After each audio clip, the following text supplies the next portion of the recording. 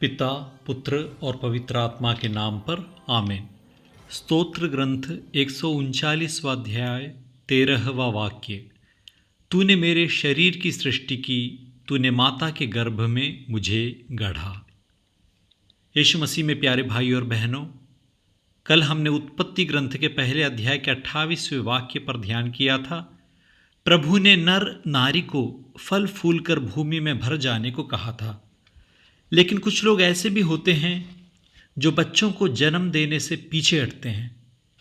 बच्चे के पैदा होने से औरत के शरीर में बदलाव आ जाएगा।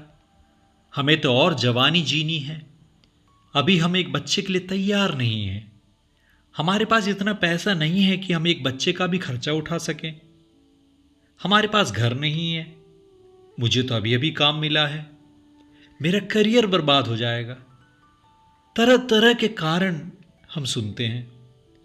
और जब बिन चाहे एक बच्चा कोख में जन्म ले ले तो कुछ पति पत्नी उस बच्चे को गिराने की सोचते हैं, अबॉर्शन करवाते हैं। अबॉर्शन एक हत्या है, भ्रूण हत्या।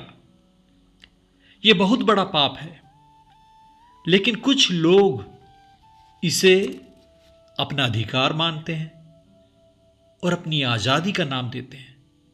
कुछ लोग कहते हैं कि ये तो सिर्फ एक भ्रूण है, एक इंसान तो नहीं है, और बड़ी बेरहमी के साथ भ्रूण हत्या करवाते हैं। कैथोलिक कलीसिया अबॉर्शन को बहुत बड़ा पाप मानती है और इसके 3 कारण पर आज हम ध्यान देंगे। पहला, जीवन ईश्वर का वरदान है। जीवन देना और वापस लेना सिर्फ और सिर्फ ईश्वर का अधिकार है, इंसान का नहीं।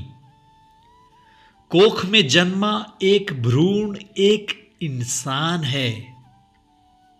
यदि तुम उसकी हत्या करना अपना अधिकार मानते हो और यह समझते हो कि तुम आजाद हो और यह तुम्हारा फैसला है, तो तुम्हें इस बात को नहीं भूलना चाहिए कि कोख में जन्मे उस बच्चे का भी अधिकार है कि वो इस दुनिया में आए।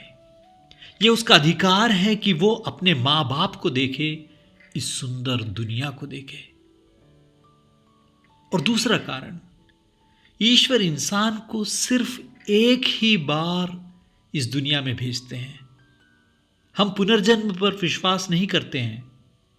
कोख में जिस बच्चे की हत्या की जा रही है, उसे इस दुनिया में आने का एकमात्र अवसर था, मौका था, जो उसे फिर कभी नहीं मिलेगा।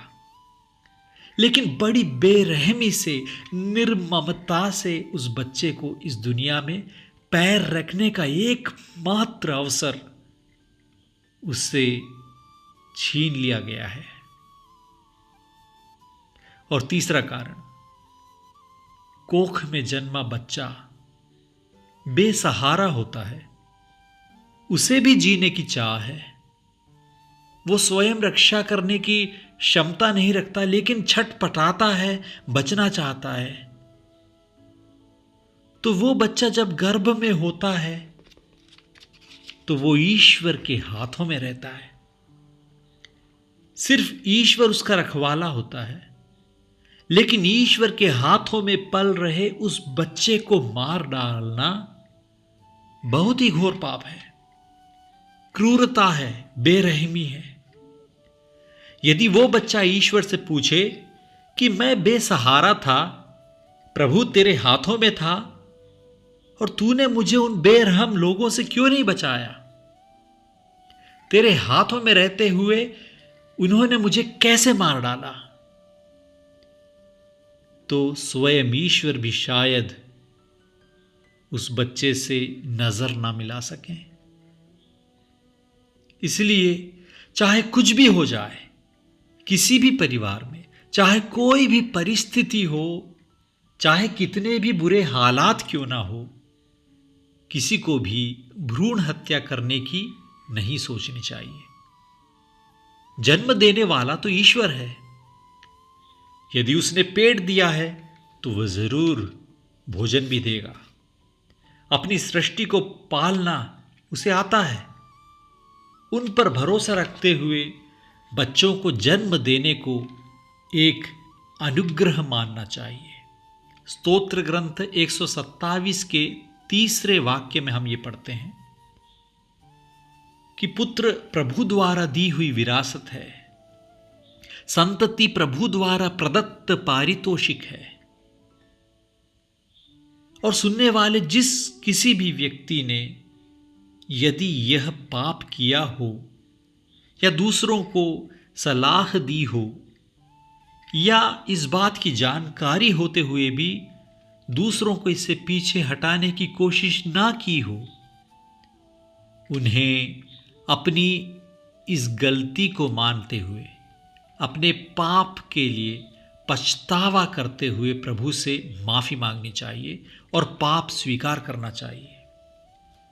प्रभु की करुणा और कृपा में अपने मृत बच्चे को समर्पित कर उसके लिए सदा प्रार्थना करनी चाहिए और निराशा में न पड़ते हुए अब से लेकर जीवन के बढ़ावे के लिए प्रयत्न करना चाहिए, दूसरों को प्रोत्साहित करना चाहिए और प्रार्थना करनी चाहिए। ईश्वर आप सबको अपनी शांति प्रदान करे। आमीन।